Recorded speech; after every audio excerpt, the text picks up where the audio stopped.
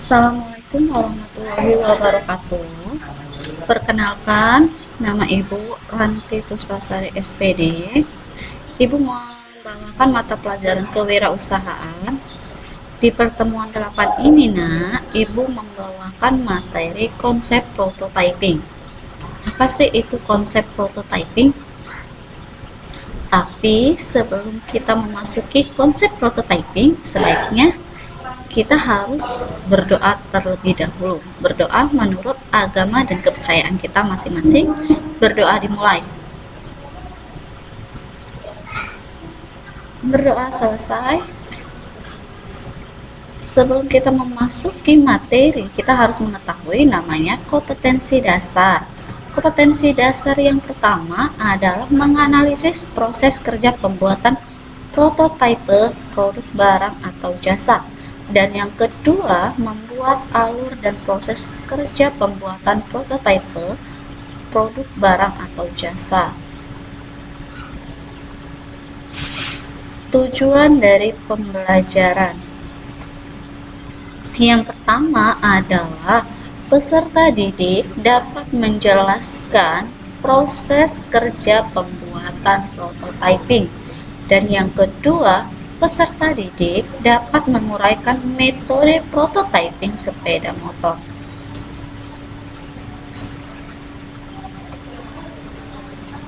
Oke, kita masuk ke dalam proses kerja pembuatan prototyping. Oke, apa itu prototyping?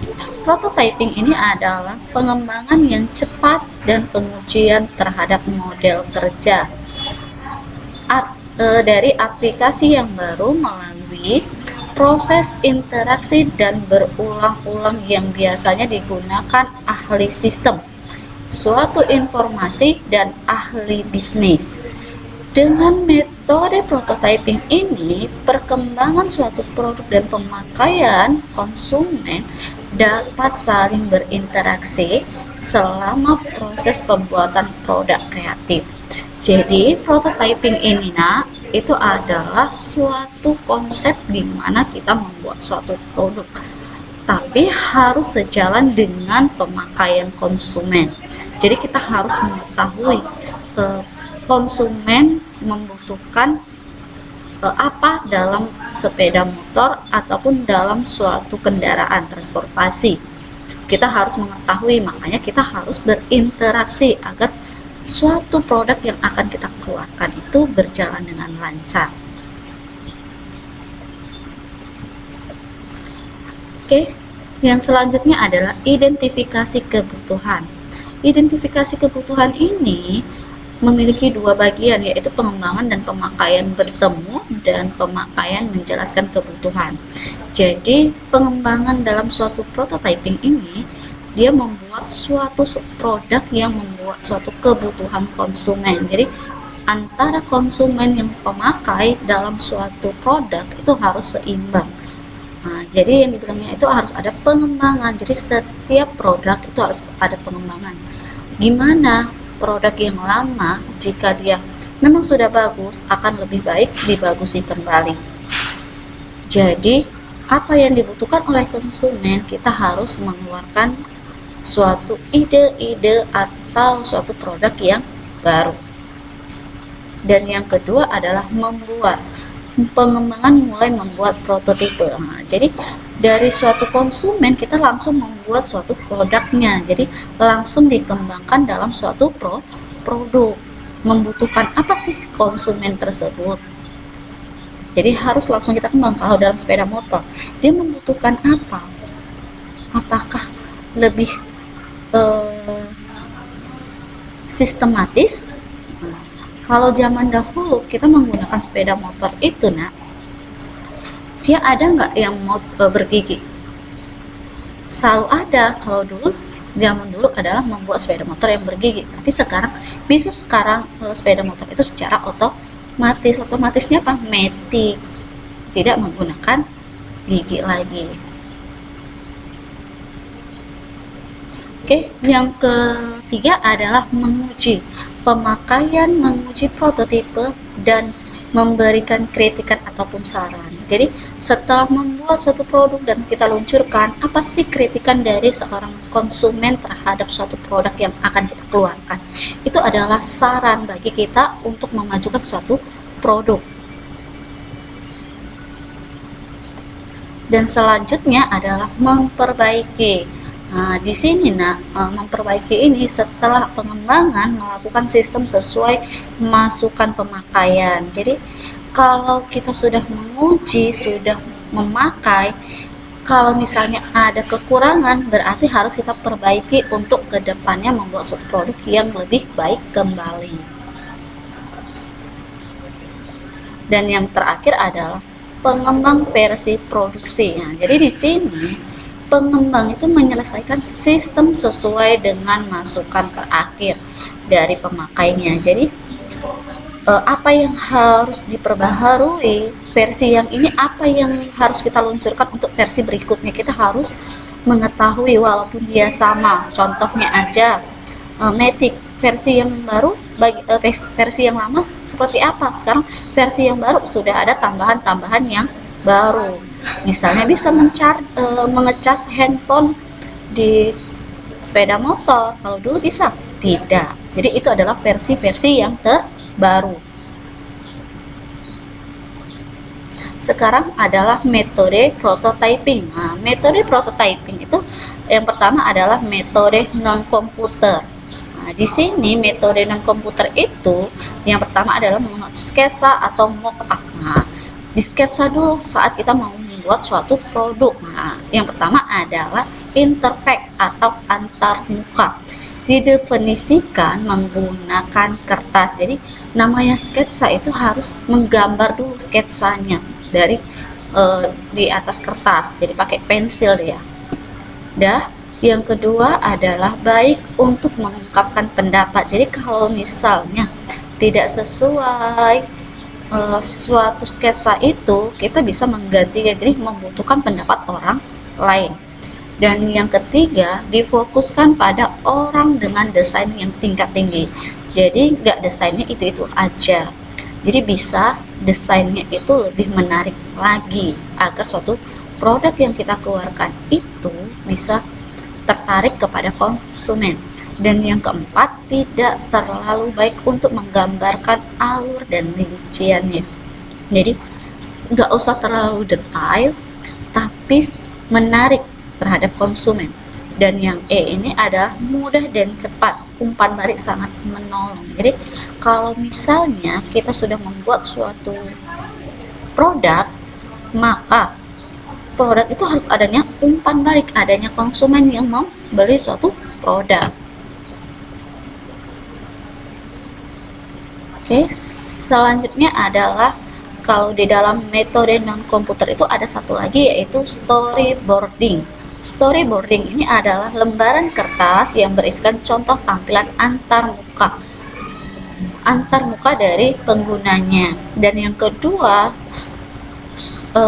suatu storyboarding akan terdiri dari tampilan layar yang menggambarkan fitur sistem seperti menu.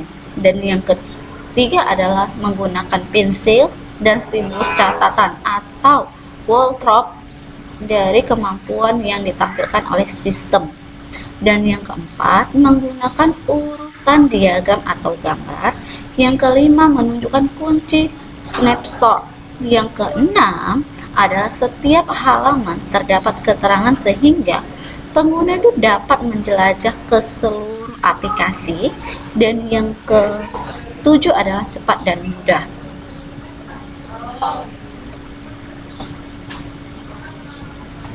Oke, yang terakhir adalah skenario. Skenario itu membuat suatu produk yang akan kita keluarkan itu semenarik mungkin. Jadi bukan hanya sketsa, adanya skenario. Yang pertama adalah hipotesis atau imajinasi penggunanya. Dan yang kedua, biasanya menyertakan beberapa orang, peristiwa, lingkungan, dan situasi. Dan yang ketiga, menyediakan konteks operasi. Dan yang kelima, terkadang dalam format negatif tetapi dapat berupa sketsa dan bahkan video. Dan yang kelima, mengurangi level fungsionalitas dan jumlah fitur. Yang keenam, sangat mudah untuk dirancang dan diimplementasikan. Dan yang keenam adalah sangat mudah untuk dirancang dan diimplementasikan. Dan yang ketujuh, berukuran kecil, dapat diubah dan diteks berulang-ulang. Kedelapan, dapat dikembangkan menggunakan satu atau beberapa skenario.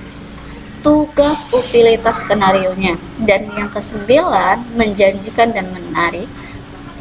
Kesepuluh, mengizinkan perancang untuk melihat masalah dari pandangan orang lain. Ke-11, memudahkan umpan balik dan pendapat. Dan yang ke-12, terdapat sangat kreatif dan modern. Jadi skenario ini melihat dari imajinasi kita dalam menggunakan suatu produk, apakah dia bisa sekreatif mungkin, bisa menyediakan konten operasional, bisa menjadi lebih menarik lagi dari suatu produk yang sebelumnya. Jadi harus adanya skenario, sketsa, dan storyboardingnya.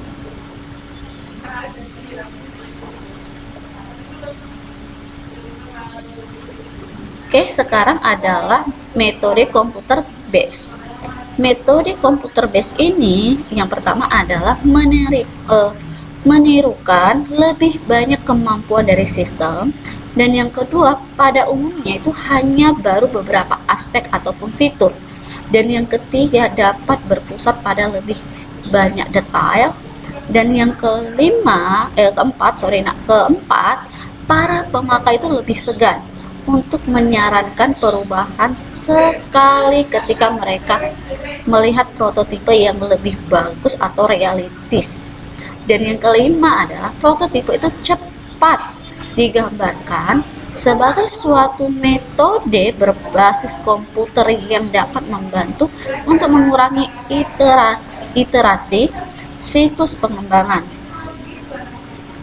Dan yang keenam, prototipe itu interaktif, dikembangkan agar dapat dengan cepat diganti untuk diubah sejalan dengan umpan balik perancangnya.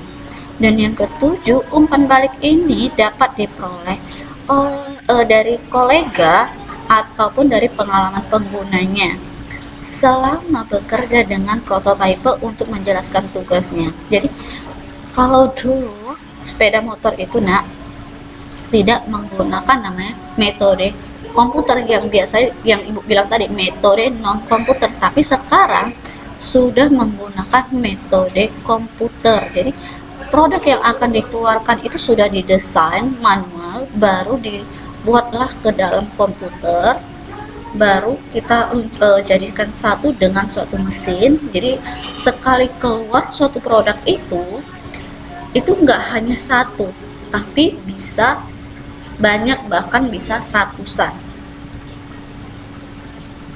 Jadi dia itu hanya menirukan yang sudah didesain dari komputer. Oke, terminologi dalam prototipe.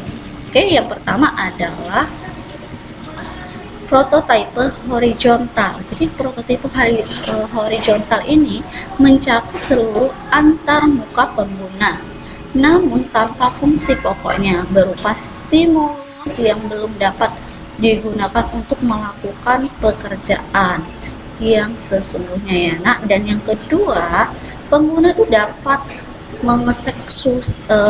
mengeksekusikan seluruh perintah pencairan, tetapi dapat memanggil informasi secara nyata.